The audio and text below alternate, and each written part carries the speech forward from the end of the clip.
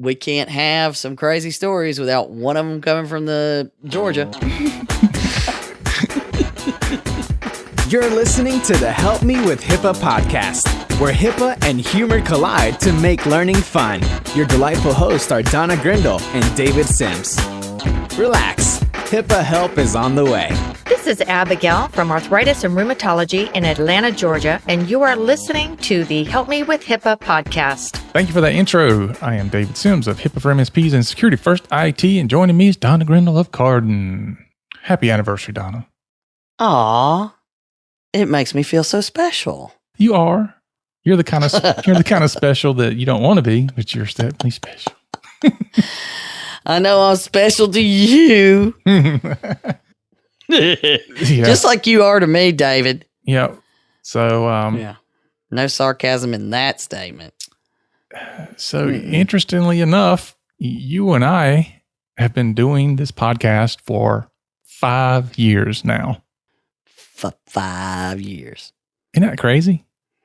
Yeah, especially since the number of times I wanted to quit. First, I didn't want to do it. Then I wanted to quit multiple times. And I still get cranky every now and then when I'm trying to post at, 11 o'clock on a Thursday night. And get the podcast posted and write the show notes because you're working so hard on it. Yep. I'm the idea man. But yes, I do appreciate the effort it takes for people to develop a podcast. And, there's so many podcasts out there now that they have a production team and they have producers. And you and I have been doing it this way for a very long time. Mm-hmm. And that's what happens when you don't do it for money, I guess. But yes, it's and we're not playing with everybody again like we did on our 200th episode, which we thought was hysterical. Yeah, we still have people that that email us about that. Yes. I can't sleep at night. Tell me, I saw we're shutting it down. So no, now those that are listening to it, they can tell that it wasn't, but it was really fun to people that were right there. Yeah. I thought it was funny. Yeah, I did too. So I guess we are officially, that's all it is. We are officially the longest running active HIPAA podcast on the planet. I guess so. I don't think anybody else has a HIPAA focused podcast that has been consistently produced for 5 years. Nope. And as my brother pointed it, I'm surprised there's anybody. Yeah. Thanks, bro. Yeah, no kidding. I think people start out, honestly, for many podcasts, not just in this arena, but a lot of people start out and then they realize how much work's involved in an ongoing basis. And sometimes you just kind of run out of content. Fortunately, we don't have that problem running out of content. I guess if we were just talking about HIPAA all the time and, just the law, it would be difficult. But, we know how to take everything that's happening from day to day and how it applies to HIPAA and HIPAA applies to it, and then throw in some cybersecurity, and there you go. Well, really and truly, the bottom line is we're not about checking the box on HIPAA compliance. We're about privacy and security. Yes. That's what makes the difference. That's why we have content every day. Yep. So maybe we should be help me with privacy and security. Yeah, boy, that rolls right off the tongue, doesn't it? Yeah. It's like you always say, we should be help me with our thing. Yeah. Well, it's amazing how many times we see the podcast listed like, this is the 5 cybersecurity podcasts I listen to, or these are the 5 compliance podcasts I listen to. But, how we kind of get categorized in different areas, it's kind of interesting. Oh, yeah. I love it. Even, whether it's my company or my podcast, trying to pick a category. Yeah, no. Business. Well, it kind of applies to people at home and their home. Okay. Training. Well, yeah, it's that, but it's also some consult that. It's tough. Mm-hmm. It is. So, but hey, we like being odd. And that's why we're here for you yet again on our 253rd episode, but it is our 5th birthday. Yep. Wow. It is time to take off the pull-ups and put on our big boy pants. You're just so funny. Look, Mommy, I did it. Yeah. And for those of you trying to do the math about, how many episodes and dividing by 52, all that, no, our episodes aren't counted properly, so don't worry about that. We count actual episodes. Yeah. We don't count if we're doing the replay at Thanksgiving. We don't count as an episode the Christmas blooper show. So anytime we are for real on our counts. If it says it's an episode number, it's got content. Mm-hmm. So there you go. Thank y'all for showing up yet again. Happy anniversary, David. I'll be sending you. No, I'm not. I'm going to send you a damn thing. Never mind. I was like, well, I thought I was going to get the same thing I got last year. Yeah, you did. Yep, absolutely nothing. Just being able to talk to you every week is gift enough. Oh, all right. Now that was hard for me to say. I know, really. I just sort of like ran into a wall and fell down. I think I threw up in my mouth when I said that. But anyway, yeah, a little bit. So let's move along. All right. Let's get it because we're kind of coming up against a OCR is doing a HIPAA webinar this afternoon. So you and I both want to jump on that thing. Yeah, and we've screwed around. So let's get her done. All right. So let's talk a little bit about a boot camp. Yes, because things are a-changing. Well, we're hoping to. Now, the good news is don't think that we're going to cancel it. No. We're not going to cancel it. Nope. What we're doing is trying to figure out if we can do it. I almost said vulture. Vulturally. We're trying to figure out if we can. When we tried it before, we didn't feel like it was effective. But technology's changed. Our capabilities have changed. We're more changed. well behaved now. Yeah, I'm not gonna cop to the well behaved part. Yeah, anyway. No, I don't think anything's different where that's concerned. But we're going to figure out if we can do it like similar to the way people webcast conferences, so that you can attend. But unlike the conference webcast, where it's just you see what's going on the stage, we need it to be interactive. So we're going to have, it's a virtual meeting with everybody's face on the screen. Yep. Yeah, boy. We're going to do it. We're finna do it. Yep. So if we can figure it out, we will switch to just one big, we hope, online meeting, but we're trying to figure it out. Hang with us. As soon as we know, we'll tweet it out or put it on social media as well as post it and talk about it on there. Yeah.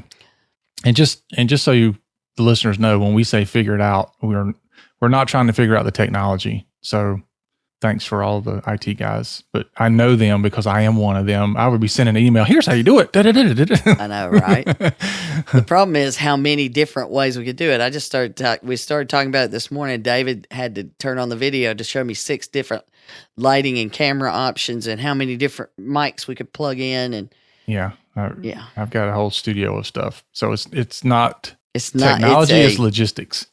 It is logistics and the right combination of all the technology we have. Yep. This is true.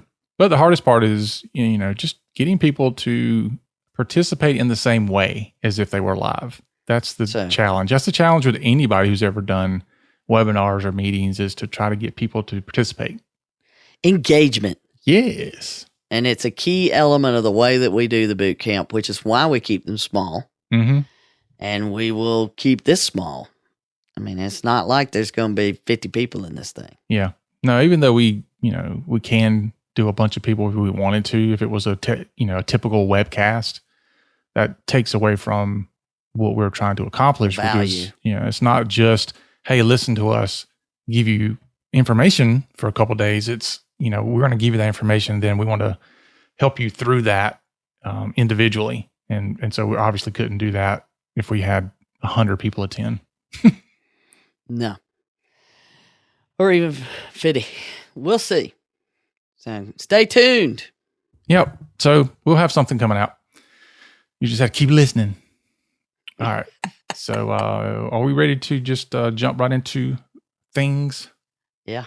Get it done. All right. So today we want to talk a little bit about rethinking the threat list of things that you should be considering now that we are looking at post-COVID-19. We're not there yet, but we're looking at it.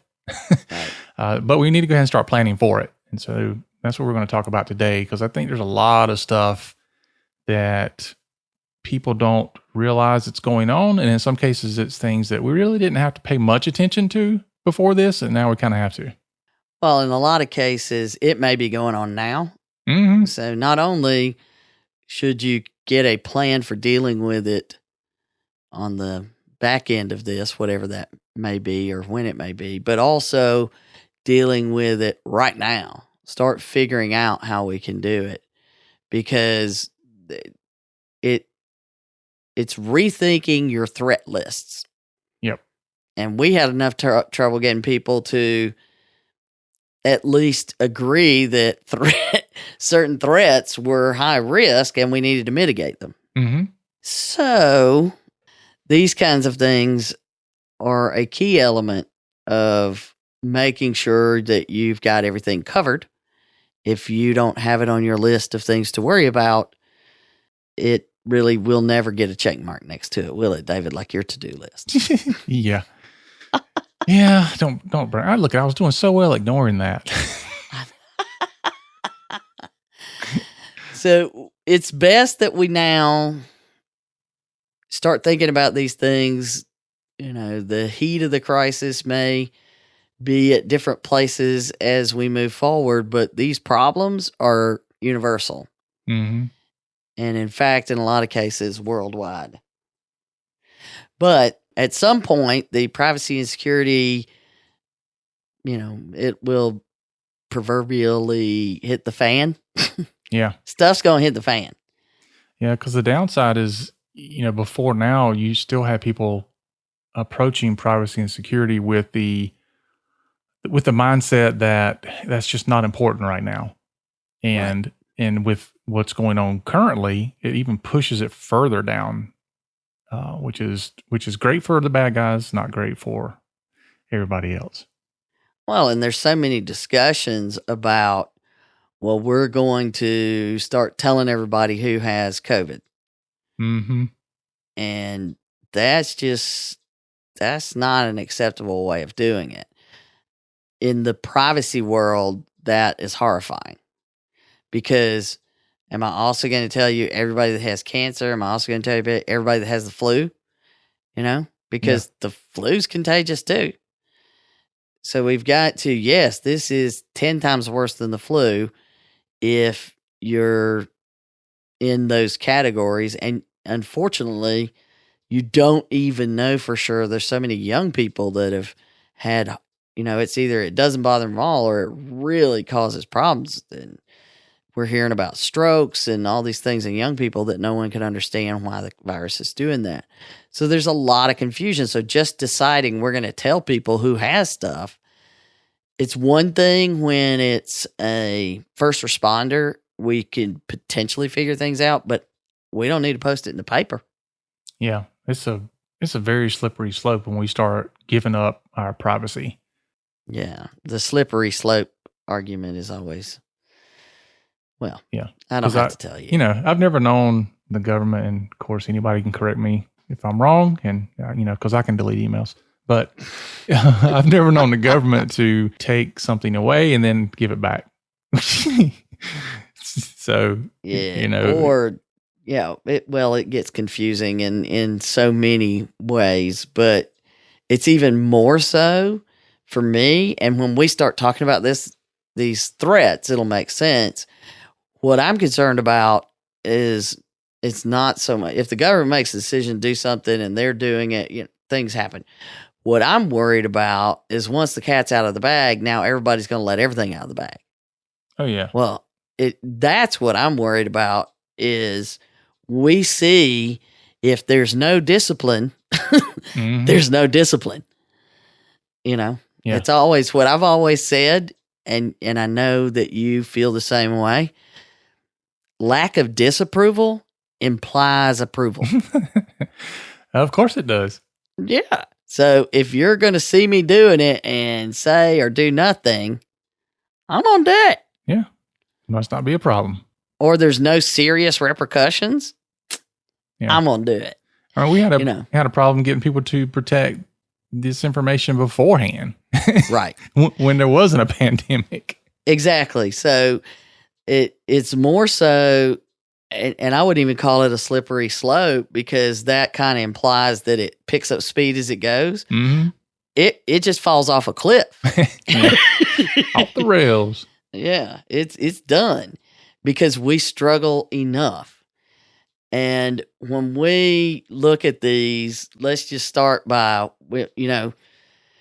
before we even went into this, we had episodes on increasing ransomware and insider threats right before all of this stuff happened. We were recording these.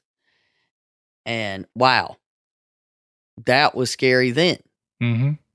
Because the growing insider threats were going up while all the other threats may be changing. But why is insider threats going up? That was a problem that we were already saying, we've got to figure this out and stop it.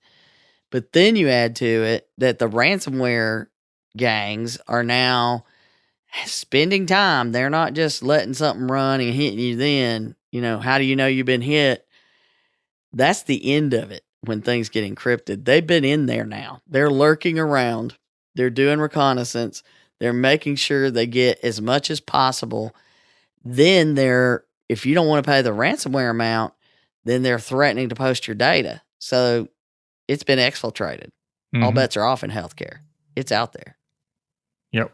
So if we look at it from that perspective and we say, we came into this with problems, it's only going to get worse.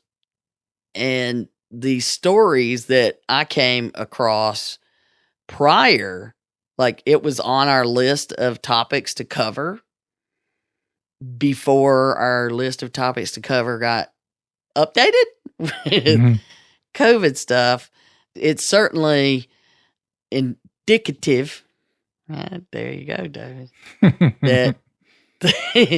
that things were headed in the wrong direction from a privacy and security standpoint before this happened. Yep. So the first threat that we have to worry about is what has really gone on during the shutdown. Mm-hmm. Because we got no idea.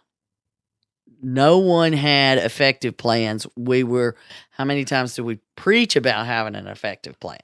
Yeah. And even those who had a plan realized their plan didn't work very well. Right. And, I was thrilled that, many of our clients were able to say, okay, we didn't think of this, but they weren't going, hey, where are we going to get a computer? Like some folks that you talked about calling and wanting to buy laptops. Mm-hmm. And we've told people in your plan, you can't assume that you're just going to be able to replace your equipment. This was proof. Yep.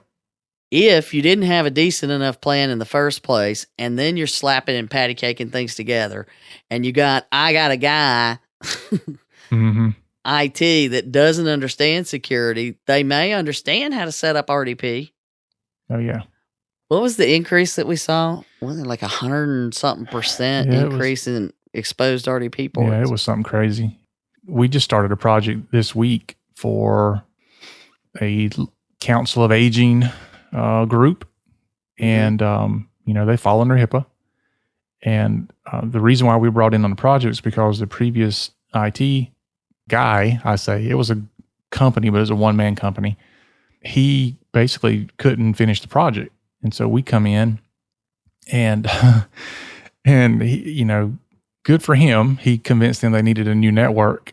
Bad for them that he convinced them to go buy stuff from Best Buy. So they have the greatest home network you've ever seen.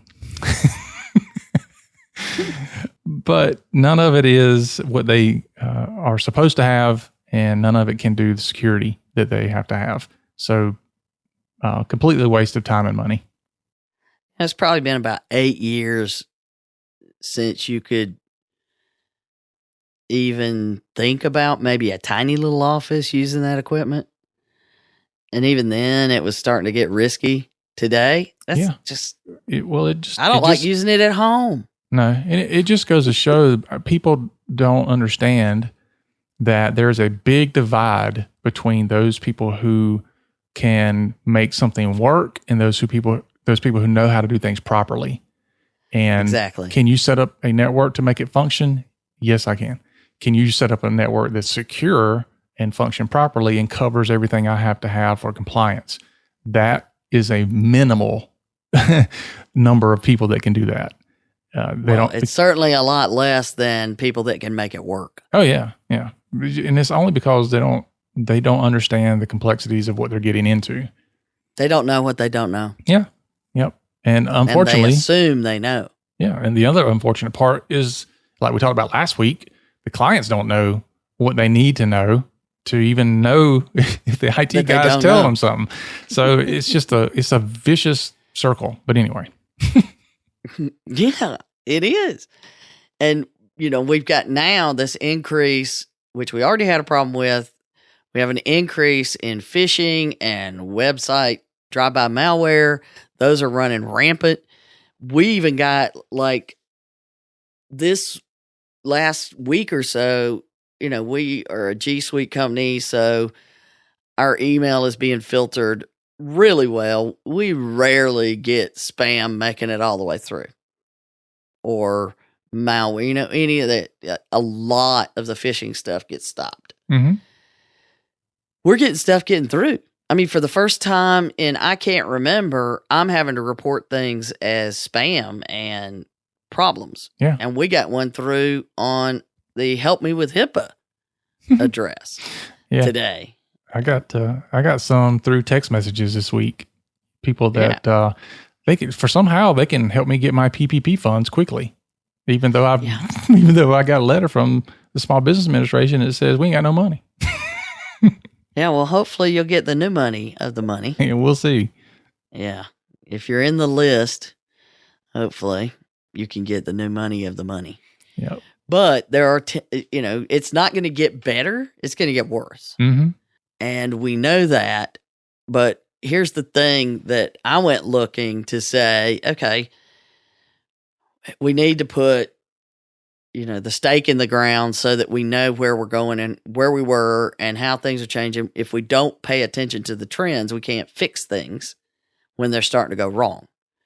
If we always do things in retrospect, look what happens. And I went to the breach portal. Okay, let's just go see what things were reported, because we know we have that 60-day thing where as we've said before, mm-hmm. you should report without unreasonable delay. Yeah, right. But we know that there has previously been we'll call it tendency to report on the 60th day mm-hmm. and not necessarily when that's what you should do.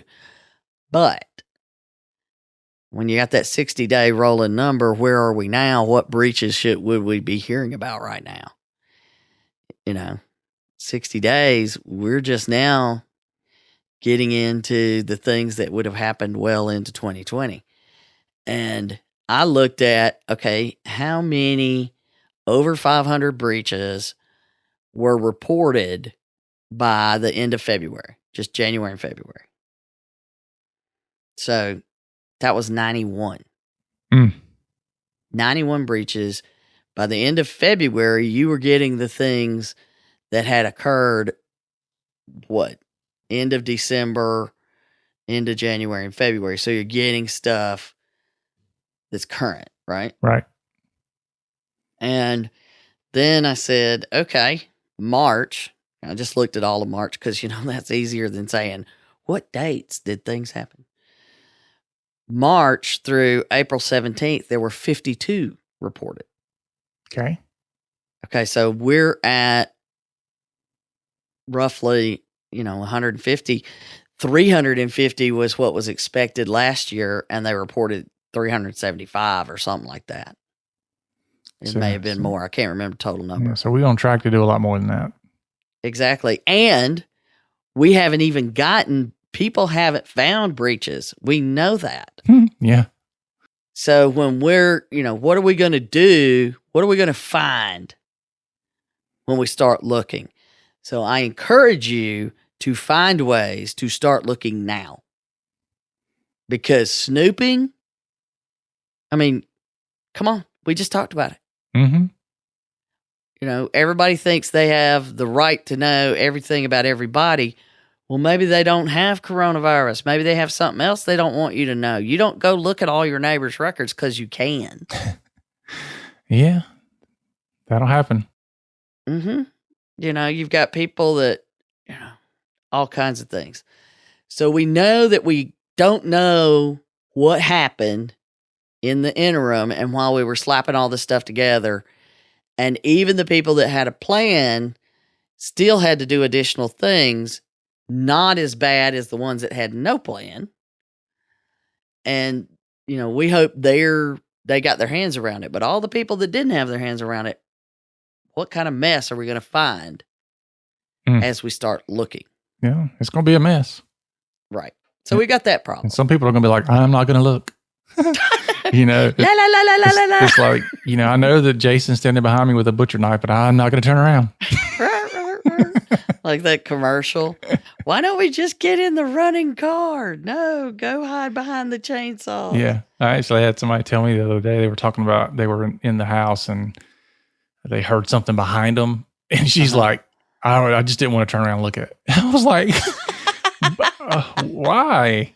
He's like, you don't want to see it coming. You just, okay, if I die, I die, but I don't want to see it coming. So I think people are going to do this, right? They're going to like, I don't want to see it. Binging way too many flicks, I know. But I think people are going to do this with this too. They're going to be like, I don't want to see it. I don't want to know. Yeah, just don't tell me. Which, it's only going to make it worse. We know that. So realize now that you need to do some reconnaissance of your own situation. Because there's a lot to do to undo what we did on the fly and to make sure that people don't just throw things, to the wind, so to speak. Mm-hmm. We'll call it that. Well, we discussed this in a previous episode, but, the thing that IT was tasked with was, getting everybody set up to work from home and fixing all these issues that were coming up in a very unorthodox way. And so oftentimes because of the stress of what was happening and the time frames in which we were given to do things, it probably wasn't set up as good as it could have been, or people didn't follow certain protocols or whatever. But the point is, when you go back and you go, okay, let's start back to work. Well, okay, what are you going to do about all this remote stuff that you set up? Is somebody reviewing it to make sure that the things that you might have said, oh, we got to turn this off to get this to work, are you turning those things back on? Or whatever the case might be. Or vice versa. Yeah, vice versa. But somebody needs to assess everything that's happening when things go back, because I guarantee you people have opened up a lot of holes and risk that they are not now monitoring or considering. Which means not only do you have to close them up or open them up or whatever, the reverse, but you need to see what they were used for. Mm-hmm. Yeah, because I have no doubt. Looking at your logs. Have no doubt that a bunch of people was like, hey, remote desktop protocol, RDP works perfectly. There's no sense in doing all this other stuff. I know. Let's don't talk about that. Yeah. But that's all I want to talk about. Don't want to talk about it. But once we have everybody back up and running, right? Then we have some semblance of order rebuilt. We're going to bring people in to work, and there's going to be the fallout, I guess is the best way to put it, of all of the stress on personal relationships. Mm-hmm. Yeah, already seeing that. The Not domestic personally. abuse cases, yeah, thankfully. The domestic abuse cases have gone through the roof as far as reporting. Mm-hmm. I saw that in Italy, they had developed this code where those that were in danger, they had nowhere to go. There were only so many places you could go. You could go to the pharmacy and you ask for a certain prescription, then they would know that you need help. And that's what they were having to do. And it's really scary that is a thing. But not only do you have those where you've had these serious issues that have occurred, but you got we didn't get along in the first place. Mm-hmm. And now, the divorces are happening. People are moving out right now in with somebody else to be quarantined. Yeah. Their stay at home, their home is moved. Yeah. Well, my wife does coaching for blended families, and you talking about a mess. These couples are already struggling because blended family stuff's hard.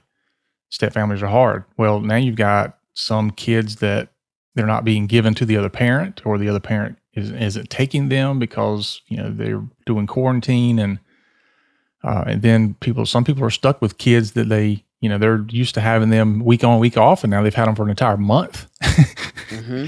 And just a lot of disruption in that particular area. And so it's going to be a mess. There's going to be lots of divorces. Yep. They talk about whether there's going to be a lot of divorces or a lot of babies, or combined. Yeah. And it's unfortunate that these things happen. But this is personal relationships. It's not something that you and I are in a position to make any decisions about or any comment about what happens in somebody's personal lives, but it impacts the business. Mm-hmm. And that's the thing that we have to worry about, because those issues are going to come into the workplace no matter what you do. Yeah. And an article that came out March the 6th was one where I was going to include that in a discussion, because we'd just done the, the insider issues one. And then I saw this come out, and it is a story of an IT employee at a school system. No, it's an IT employee somewhere. And the wife worked at a school system. They were in a brutal custody battle, which, as David just alluded to, it gets messy. Mm-hmm. But what the issue here is, and this one we'll have a link to it, but the News Tribune. But the bottom line issue here is that someone went in and they were able to trace it back, which tells me a lot of things. So someone went into his wife's, and I mean, it involved some pretty over the top stuff. Used the son's gaming account, changed the email password, then used that to change the wife's password on her work email, then get control of the work email, and deleted 5 years worth of email. First of all, which this is why we say there are reasons that we have cloud backups of cloud systems. Yep. So I know that that's a whole nother rabbit hole, which we could go into. Yeah, we can. But that's one thing. But then he changed the auto reply message to say that she was no longer employed by the company. there was also an online attack on the company's servers. Uh-oh. And the business where the woman worked lost more than $10,000 just in that attack. Who else, what confusion and other issues are going to make the company look less than in control of their stuff? Yeah. But he used a lot of things to, go around and around. But this was an IT person at the local school system. The wife didn't work at the school system. But in the paper, the charges, they made a point of saying an important fact that must be considered is that the guy had a level of expertise in his career field as the IT director for the school system and years of extensive training and experience in the field of computer networking. I always love that. And it includes how to safeguard against hacking and cyber attacks. Well, here's the thing. If they found him, he's not that good at it.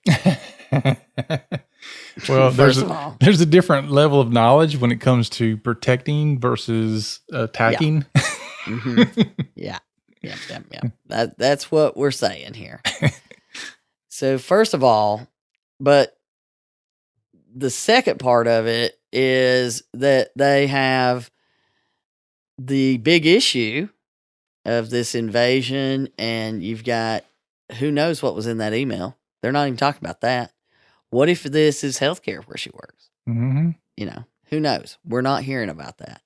But the bottom line is that's what happens when all these divorces start happening. And David just mentioned, we know that's going to be a lot. Yeah. And I can tell you almost every case that I get involved in advising on has something to do with divorce, child custody, X's, X's and O's. So you need to consider that everyone that's going through that, because you're going to know almost every case, because they bring that to work no matter how hard they try not to, that is a new threat. It's always a threat, but I think it's a worse threat than ever before. Yeah, and the other thing to keep in mind is you need to make sure that you understand how are you going to address that on a personal level, and what are you going to do if this person comes up into your place of business and is threatening the spouse who is your employee.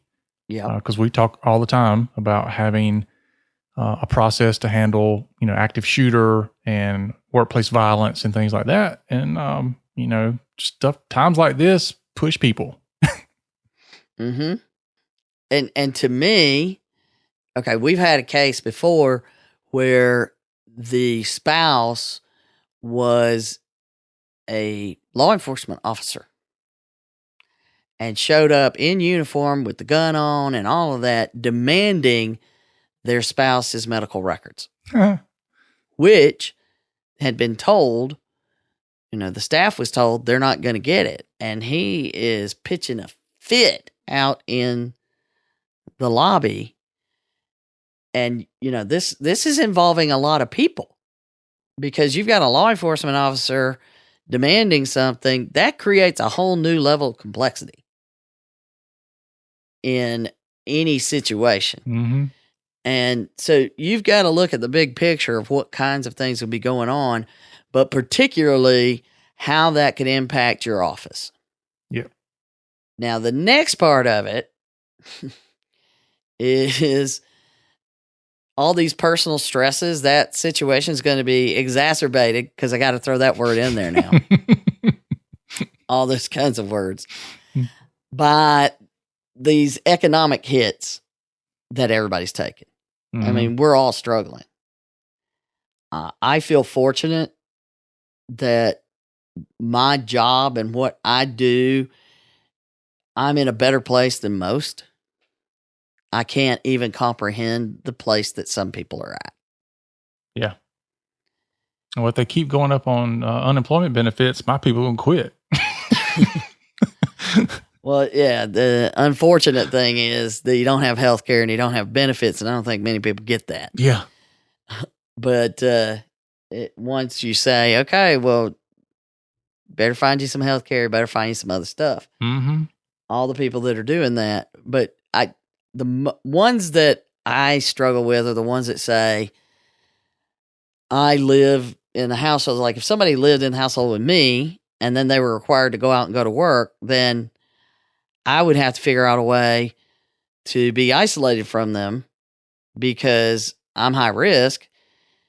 But if I live in a small 2-bedroom apartment, how am I going to do that? So there's a lot of layers of complications. Yeah. And that goes to a little what I was talking to earlier is, the people that are having to pass kids back and forth. And one, the ex-wife, just for example, is allowing the kids to play with all the neighborhood kids and be around a bunch of people. And then, a couple days later, now dad comes to pick them up, takes them back home. It's just, you don't know what's happening. And, people getting freaked out. Right. So these are going to be the personal stresses between the financial and variety of fears or disgust, whichever side you're on. It doesn't matter. It's still a stressor. Yep.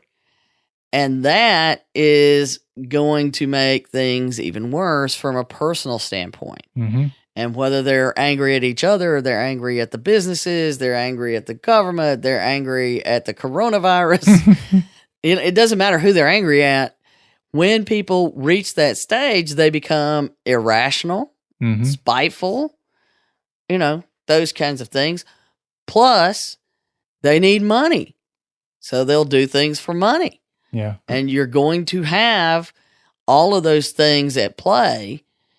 And there were some stories that came out around, the February, March timeframe that were discussing, like, for example, the coder, like a software developer, as one of the people that exposed cyber weapon and spying techniques secrets on WikiLeaks. Mm-hmm.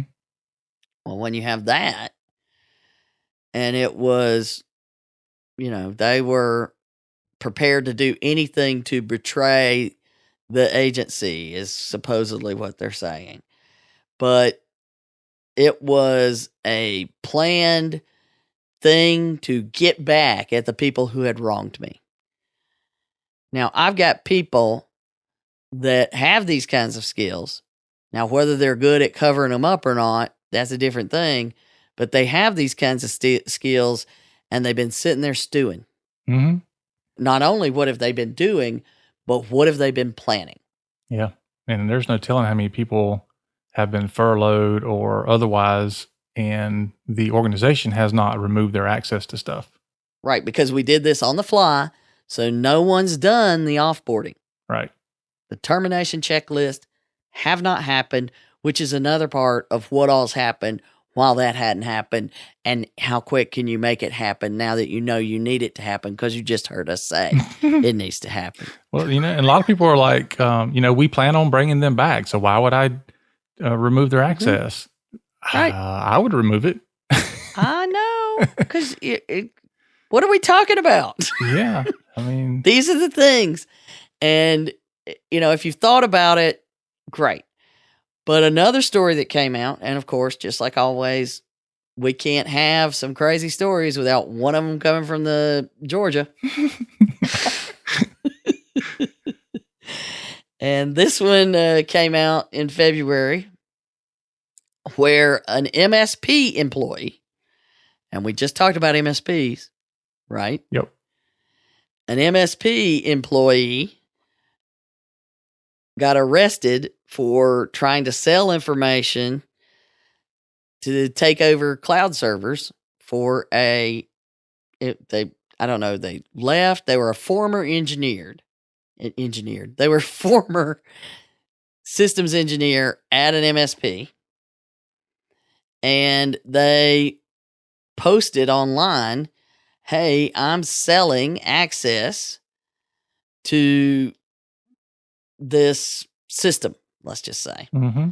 But they describe him as a disgruntled employee. Mm-hmm. Right? So let's say that you took them out of your system, but in the meantime, before then, they'd already made copies of the client access, and now you haven't changed the client access. Right. And one of the dark web scanners picked up the post that said, it's, let's see, I have admin access to the hosting panel. Passwords for each client is provided, and you'll access them through RDP.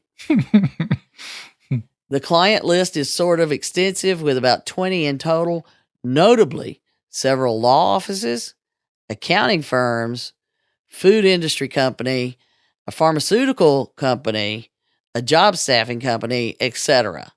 And they were asking for 600 Bitcoins. Wow. And I can give you photos to prove I have it. I'm like, wow. That tells you that, okay, in this case, it was the MSP's employee that's gone. So it's your business partners. You also don't know what's happening with them. Yep. We just talked last week about what risks does an MSP bring to your organization. Exactly. And then on top of that, they're under financial pressure and personal issues as well. Mm-hmm. What do they have access to? So if you have people that are technical, you want to make sure they're happy. Yep. And I mean, not like happy with you. You want to know what's going on in people's world after this because of what it can do. Mm-hmm. Because this is, if you have access, then you can make money. We knew that before. Mm-hmm. It was one of the things we talked about. It's what we said when we said all of that and the other stuff. But then we have the broader economic stress, the worldwide stress that you have to be aware of. And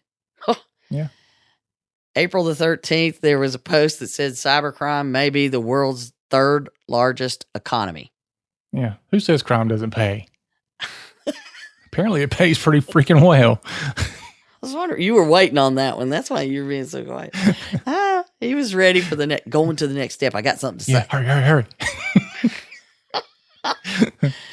But it's clear in the World Economic Forum Global Risk Report that cybercrime will be the second most concerning risk for global commerce over the next decade until 2030. Yeah. You know they're taking a hit because there's nobody's in the office to pay the ransom. They're not getting any money.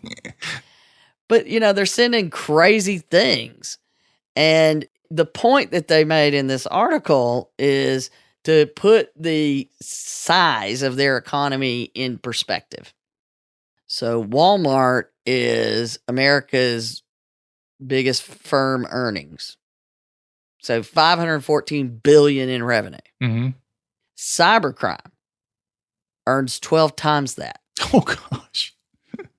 Right? Wow. You take Tesla, Facebook, Microsoft, Apple, Amazon, and Walmart combined doesn't meet what cybercrime does. Wow. So that tells you something. Why don't these people get a real job? I know. I'm like, you don't understand. It is a job. So we've got people unemployed everywhere.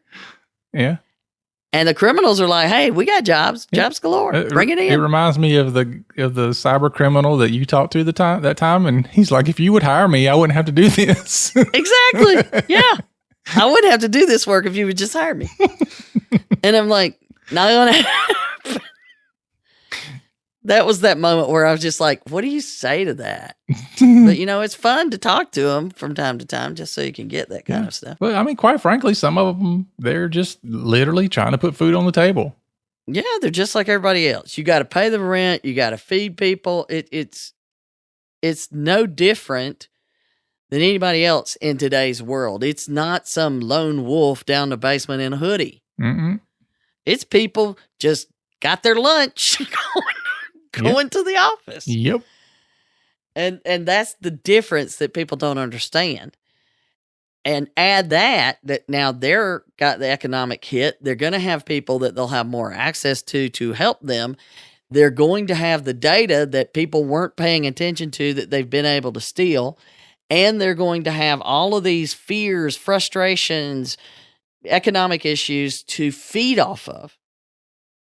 So whether it's phishing, spear phishing, social engineering, they're going to be using all of these other things. So even if the people that you have won't necessarily create a problem themselves from their personal issues, their economic issues, all of those things, they're going to be being attacked by the criminals. Because their economy's been hit too. Yeah. So it's going to be, they're going to be rebuilding their economy. And, it's a fully operational economy. Don't, make no mistake. This is a serious economy built on its own. They have partnerships. They really do honor their own reputations within the community. While we may say that reputation's not a great one, when you're in that economy, they really do work on that kind of thing. We've got globally impacted industries everywhere. They're no different. And they're going to be doing everything they can to get you to do stuff. And with the level of spam that we're seeing where we're reporting them because they're getting through. And the one that came through for the Help Me with HIPAA page this morning that David didn't get. Yeah, mine stopped it. It was one that says, please, I need assistance with supplies during the Chinese virus quarantine. My home is out of cleaning wipes. We can't find any at the shops. My granny can't get out of the house. I can get N95 mask at Bloom. And then there's a funky link. Please post your excess supplies there. We'll pay whatever. Okay, so they're saying go to this link that if you look at it, But in this case, it's somebody wanting to help. Yeah. Well, they have to be from the South if they're using the word granny. So it's probably Georgia. It's just the translator they use. They use the Bubba translator. It's Georgia. It's got to be Georgia. Well, and I love the address is Betsy Kong at ymail.com. Isn't that Yahoo? Isn't that some form of Yahoo Mail? Mm-hmm. Yeah. But, I mean, you glance at that, you don't think anything about it. Yeah. So I'm just telling you that there are so many things from a privacy and security standpoint, and we're going to want to not worry about it. Mm-hmm. But I can assure you that the last thing you need when you try to bring things back online and get back to some semblance of normalcy is a major data breach or a privacy breach. Yeah. And unfortunately, or a ransomware attack. Yeah. That's the last thing you want. Unfortunately, some people, it's just waiting on them to come back too. Yeah. Yeah. It's a thing. Yep. All righty. So there you go, folks. You need to... Sorry we slapped you around, but that's kind of our job. Yeah, reality sucks sometimes, doesn't it? No. Yeah. It just go to cardinhq.com. Yep. Yeah. Get some information. We're going to be helping people do it because you got to. You don't have to be exacerbated. Just come. We'll help you. All right, folks. That is our show for today. Remember to follow us and share us out on your favorite social media. Rate our podcasting app. Yep, we have an app. And, keep helping us spread the word. And we do thank all you people who have been doing that. And we'll continue to do that. So until next week, remember that HIPAA is not about compliance. It's about patient care. You've been listening to the Help Me with HIPAA podcast, hosted by Donna Grindle and David Sims. The show created to help you with HIPAA. For more information or to ask us a question, visit our website at helpmewithhipaa.com. Neither Donna Grindle or David Sims are attorneys, and they do not offer binding legal advice concerning regulatory compliance. The information in this podcast should not be relied upon or construed as legal advice in any way. Consult your attorney for legal advice concerning compliance with HIPAA regulations.